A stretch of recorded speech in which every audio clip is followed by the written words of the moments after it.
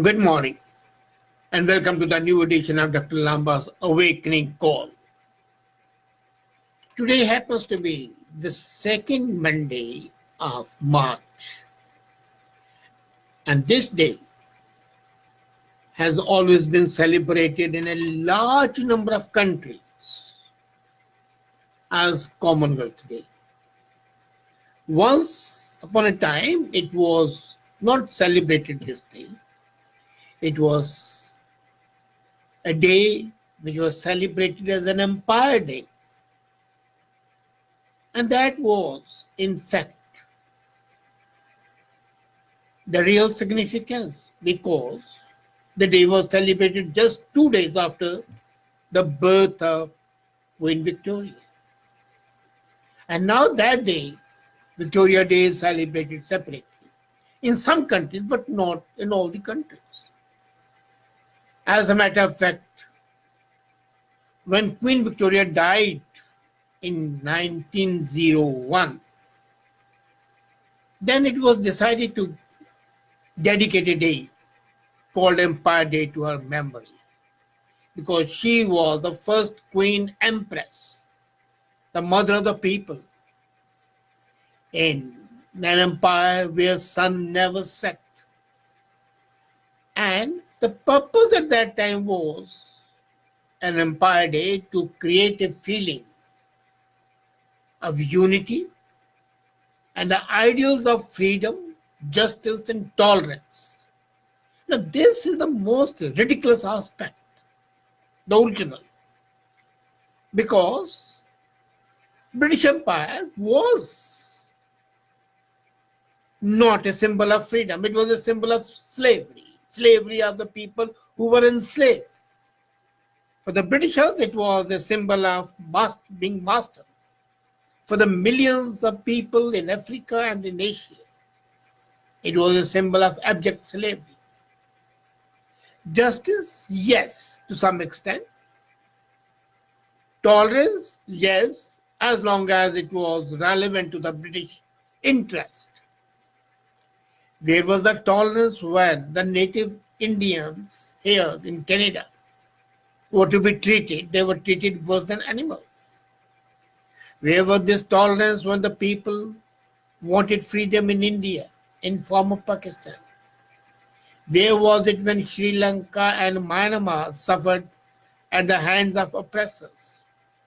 Where was freedom and justice when 100 years back, on the 13th of April, thousands of the Indians were killed only for the reason that they had held a meeting asking for freedom? Nevertheless, the British Commonwealth of Nations, to begin with, was transformed into Commonwealth of Nations with one new view only, because India became independent and decided to be a republic. Now, as a republic, it could not be part of the British Commonwealth of Nations. So the semantic gurus went into action and they removed the word British and called the Commonwealth of Nations, where the only commonality was that they had been slave countries of the British Empire one day. And the Empire Day earlier, as I said, the symbol of feeling of unity, of empire, Thanksgiving. And if you remember, in 1925, when it was celebrated, more than 90,000 people assembled there in Wembley Stadium. That was the first time such a large number.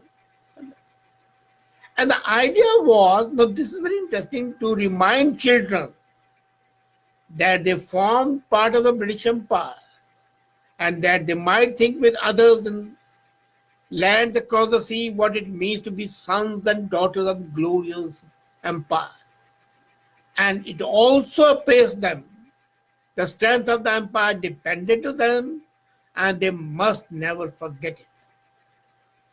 Here in Canada, in 1898, a loyalist Canadian, Clementina, Trenholm introduced Empire Day to Ontario schools. It was made obligatory that the last Sunday before 24th of May would be celebrated as Empire Day.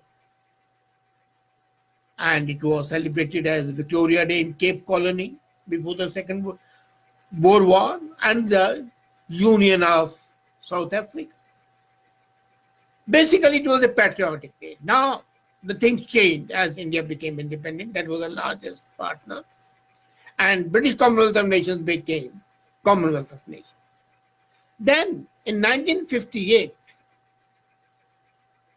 a new step was taken and the day was fixed to remove the connection with Queen Victoria. It was decided that the second Monday of March would be Commonwealth Day, and since that day, 1958, this is the day. Now, the purpose of the Commonwealth was a shared history, cultural links, common legal system, and business practices. I fully appreciate that there is a shared history of the master and the slave. I fully appreciate that culturally and intellectually people are aligned to England, United Kingdom. I appreciate that the common legal system which prevails in almost all the countries has identical basis. And the business practice, of course, follow that. But now come to that. The legal system which prevails here is based on Code Napoleon, which was a French system.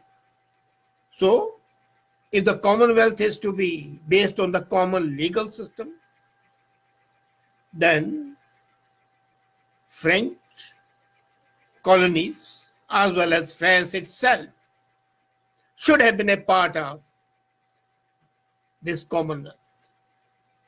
If shared history is there, then there are other places with whom those countries may have more shared history. India would have a more shared history with Iran. India would have a more shared history with Japan, with Korea, because of the Buddhism. More shared history with Thailand because of Hinduism, connecting the two.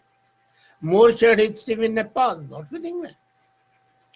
With the England share, and then if you look at the historical one, India has more shared history with Greece rather than with England. You know, the two Indian epics, Mahabharata and Ramayana, are in fact almost 90% transmutations of Iliad and Odyssey. The same story, the names are different, and matters of detail might be different, but essentially, if you summarize the story of Iliad and Odyssey in Greek literature, and the story of Ramayana and Mahabharata in Indian literature are almost identical. So there is more shared history in that. So Commonwealth of Nations and the Commonwealth today, has it any relevance today? No. The geopolitical situation has changed. Now imagine, in Commonwealth there are two major members, India and Pakistan. And though they belong to the same culture, the same part of the world, and they were in fact one country before partition in 1947, they are at daggers drawn. There is no common. People talk of the common heritage and everything, but honestly speaking, there is nothing common. Yes, there is common, and there's a commonality of hate, commonality of disliking. It's, you know, some people want always to have a veneer of being cultured and civilized, and they are being rather politically correct, and they ignore the facts of history. So if two major countries are at daggers drawn, where's the commonality? is Canada more nearer to USA or more nearer to England? Have you thought of that? Whether England leaves Brexit or not may not impact Canada. But if something happens in USA, it impacts Canada easily. So with whom have we closer ties? The same is the situation everywhere. So legal system, as I said, then all the French colonies should be part of it. If the common history is there, then there's, except for 200 years of the British Empire, there's nothing common, and history is not 2 centuries. History spans eons of time, not only eras. And to say that 200 years is a common history is absolutely rubbish. So common legal system is not a thing. Common business system, today in the globalization, practically all the countries have the same business system. All the countries. With WTO being there, the business practices are the same everywhere, barring some countries like Albania and others. Even China has come into this. So that link is also gone. So cultural link is gone, shared history is gone, common legal system is gone, common business practice is gone. So then what is common? Nothing. And in fact, this Commonwealth of Nations as an institution is an anachronism. It's a prehistoric, basically, animal, which is existing because of the sentimental value. And apart from the sentimental value, there's nothing at all there. Of course, there's a Royal Commonwealth Society and Commonwealth Secretariat. Now, what does that Secretariat do? Till today, has the Commonwealth Secretariat been able to perform even one single job effectively to ease tensions in any country? No. Now, you remember when England had a war with Argentina on the Falkland Islands. Commonwealth of Nations did not support England. Some did not, but majority did not. So if you don't help each other, there's nothing common with each other. There was a time when the Commonwealth of Nations, at least the people visiting would not require a visa to visit. Today they do so. So again, the relevance is not there. Why keep on having an institution and celebrate that institution that has outlived its utility?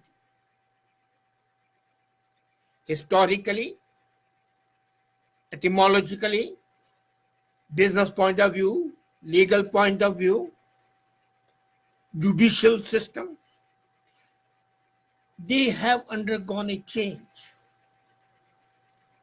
And change the law of nature to try to erect symbols which have no relevance is insidious and is not welcome. As a matter of fact, I don't mind celebrating the Commonwealth today as long as it is just deemed to be in the memory of. The better would be in memoriam of the Commonwealth. Let this day be a memorial to the institution what once was relevant. Today is not relevant at all. It's like a prehistoric animal trying to be put under oxygen. So why have that? An irrelevant institution does not receive reverence. And if an institution doesn't have respect and regard, then it should be buried with dignity. Let it not fade away, unwept, unsung, unhonored. Let it not be deemed as a burden let it be considered an institution which one time was relevant, but now it's an outdated and needs a decent burial. And the sooner we realize it, the better it would be for the Commonwealth. Well, I will not say Happy Commonwealth Day because there's nothing to be happy about and there's no day. Enjoy the day anyway. Thank you.